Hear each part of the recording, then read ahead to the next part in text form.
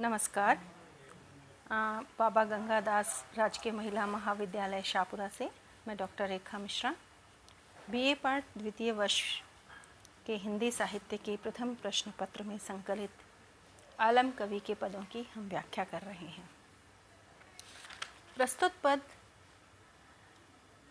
आलम कवि द्वारा रचित भ्रमर गीत सार से लिया गया है। यहाँ श्री कृष्ण जब ब्रिज छोड़कर मथुरा चले जाते हैं और वहाँ जाकर के गोपियों को कोई संदेश वापस नहीं देते। एक दिन अपना संदेशवाहक बनाकर ज्ञान योग का उपदेश देने के लिए उद्धव को श्री कृष्ण ब्रज भेजते हैं, लेकिन ब्रज में आकर गोपियाँ उद्धव के उस ज्ञान योग को पूरी तरह से नकार देती हैं। गोपियों की दृष्टि से उनका प्रेम योग सर्वथा उपयुक्त है और इस प्रेम योग के अतिरिक्त वो अन्य कोई साधना पद्धति या ईश्वर प्राप्ति की कोई मार्ग को अपनाना नहीं चाहती हैं। यहाँ गोपियाँ कह रही हैं, बारे ते न पलक लगत बिनु सांवरे ते, बावरे अजान उधो भले उपदेश हैं। हे बावले, हे अज्ञानी उधो, तुम्हारे उपदेश बहुत ही अच्छे हैं, लेकिन हम लोगों के लिए शायद उपयुक्त नहीं हैं, क्योंकि वो गोपियाँ कह रही हैं कि उनकी पल भर के लिए भी, क्षण भर के लिए भी, किसी भी समय बिना श्री कृष्ण के लगती ही नहीं है।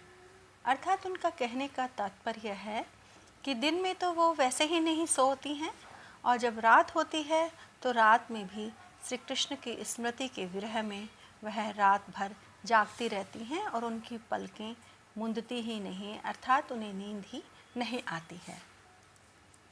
तादिन ते वन सूनो, घरू हैं दहत दूनो, तारनी में ज्योति नहीं, जटा भय केस हैं।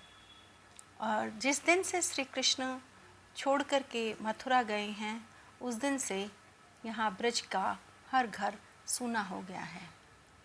यहाँ के जंगल श्री कृष्ण के बिना, जहाँ श्री कृष्ण गाय चराने के लिए जाया करते थे, वो वन सूना हो गया है और अब श्री कृष्ण के बिना ना तो जंगल में रहा जा सकता है और जब घर में रहते हैं तो घर भी दुगनी तरह से व्यथित करता है, जलाता है, अर्थात उनकी स्मृतियों को और अधिक याद दिलाता है। गोपियाँ कह रही हैं कि उनकी आँखों की जो तारिकाएँ हैं, उन तारिकाओं में प्रकाश भी नहीं बचा है और श्री कृष्ण के नहीं रहने पर उन्हें अपनी वेशभूषा, अपने श्रृंगार का कोई ध्यान नहीं है। इस कारण उनके बाल भी जटाओं की जैसे हो गए हैं। आलम कवि कहते हैं, बिहात छिन जनोपजात कोटि दिन, कौन रैन की समाई सुरति न नैस हैं। कि श्री कृष्ण जब हमें छोड़ कर चले गए तो हमारे लिए एक पल व्यतीत करना ऐसे हो गया है जैसे मानो करोड़ों दिन हम व्यतीत कर रहे हों। कि जब श्री कृष्ण थे तो बहुत सारा समय एक क्षण मात्र में ही परिवर्तित हो जाता था और कैसे बीत जाता था ये एहसास ही नहीं रहता था, लेकिन अब श्री कृष्ण के चले जाने के बाद में उनके बिना एक एक क्षण, एक एक पल काटना बहुत ही मुश्किल हो गया है। और रात की बात तो क्या बताएं, क्योंकि अब हमें अपने दिन रात किसी समय अपने शरीर की सुध-बुद्धि तनिक भी नहीं बची है। हम हूँ ते शाम दूरी, शाम हूँ ते हम दूरी, वे तो आछे काछे शाम सखी मेले भेस हैं। कि हे उद्धव, श्री कृष्ण छोड़कर ब्रज चले गए तो गोपियों से श्री कृष्ण दूर हो गए हैं और श्री कृष्ण से गोपियाँ कहती हैं कि हम दूर हो गए हैं। दूर तो दोनों ही हुए, गोपियाँ और कृष्ण दोनों दूर हुए, लेकिन दोनों के दूर होने में बहुत बड़ा अंतर है। कृष्ण मथुरा जाकर के भी वैसे ही प्रसन्नचित्त हैं, आनंदित हैं। गोपियाँ कहती हैं कि वो वहाँ जाकर के अच्छी तरह से रहते हैं, अच्छे वेशभूषा है, अच्छा उनका रहन सहन है, लेकिन उन सांवले श्री कृष्ण की ये जो सखियाँ यहाँ रह रही हैं, ये सखियाँ विरह में दुखी हो गई हैं और उनको अपने रहन सहन की, अपने वेशभूषा की भी बिल्कुल भी ध्यान नहीं है और उनके वस्त्र भी मैले हो गए हैं। यहाँ गोपियाँ ये कह रही हैं कि दूरियाँ दोनों तरफ से हैं, लेकिन दोनों की दूरियों में बहुत अंतर है।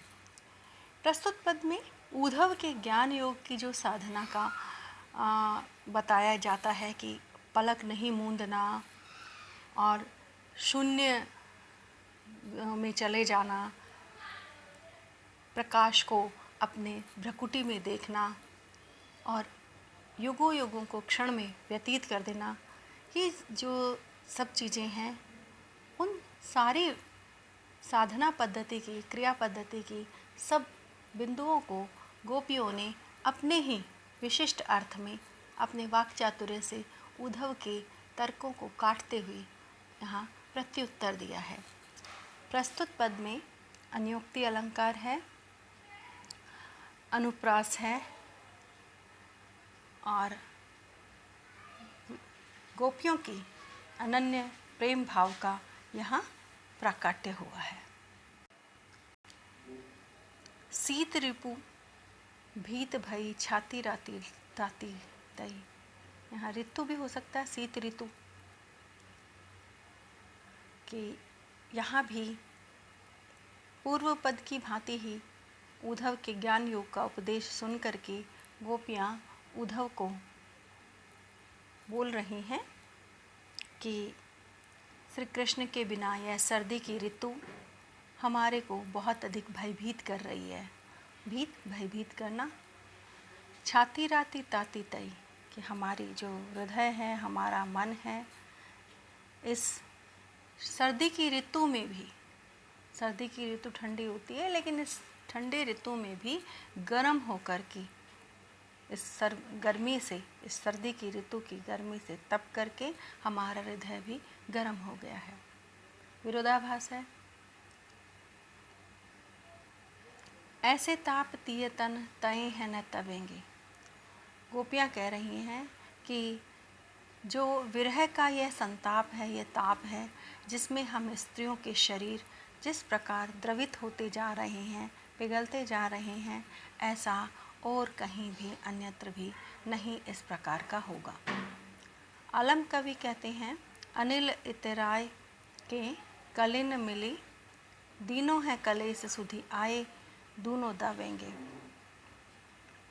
कि सर्दी की ऋतु में हवा भी इतरा करके बह रही है और खिले हुए फूलों से मिल रही है।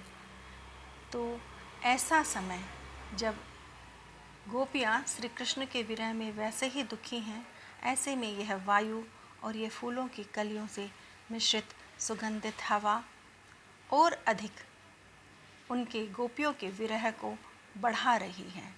ऐसे इस विरह में श्री कृष्ण का ज़्यादा याद आती है, उनकी सुध ज़्यादा आती है और वह सुध और अधिक पीड़ा देने लगती है।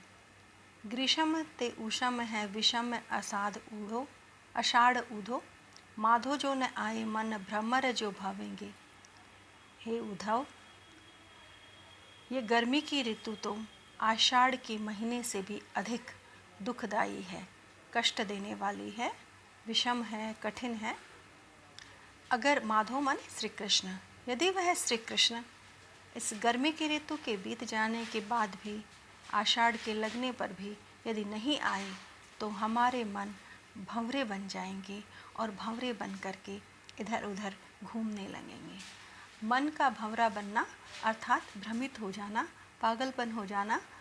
तो गोपियाँ कह रही हैं, जब मन ही वश में नहीं रहेगा, उस पर नियंत्रण ही नहीं रहेगा, तो ये अनियंत्रित मन इधर उधर भटकता रहेगा। बधिवे को बूंदनी वियोगी को बीनी बीनी, आए बैरी बादर बिसासे बिस बावेंगे, क्योंकि आषाढ़ का महीना लग जाने पर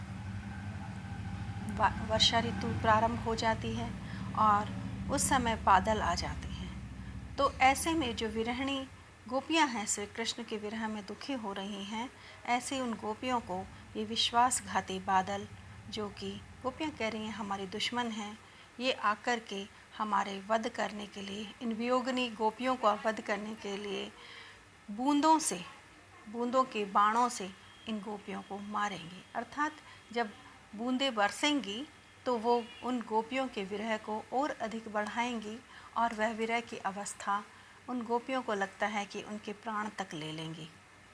ऐसे में ये गोपियाँ कह रही हैं कि ये विश्वासघाती बादल हमारे लिए जहर बोएंगे और इस जहर की पीड़ा हमारे मन में व्याप्त हो जाएगी और उस विरह के जहर से हम मर जाएंगे।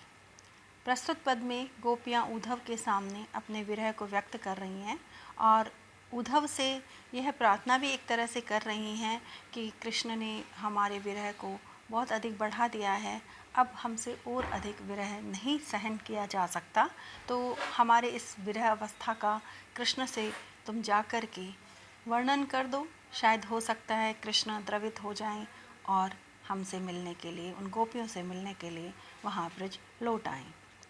यहाँ पर अनुप्रास अलंकार,